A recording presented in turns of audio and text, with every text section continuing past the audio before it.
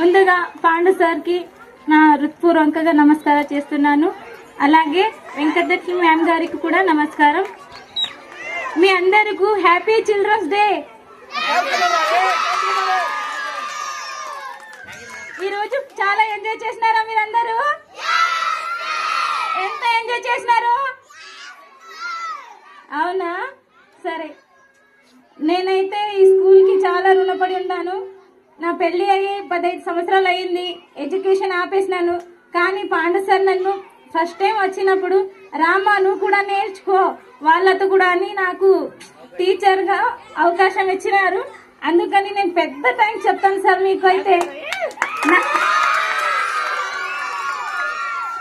నాకైతే ఎడ్యుకేషన్ అంటే చాలా ఇష్టం సార్. నిజంగా చదవాలనేది నాకు చాలా ఇష్టం. అందుకని నేను వదలలేకపోయాను చదువు గురించి. అందుకే ఈ అవకాశం ఇచ్చినందుకు మీ అందరికీ థ్యాంక్స్ చెప్పుకుంటాను.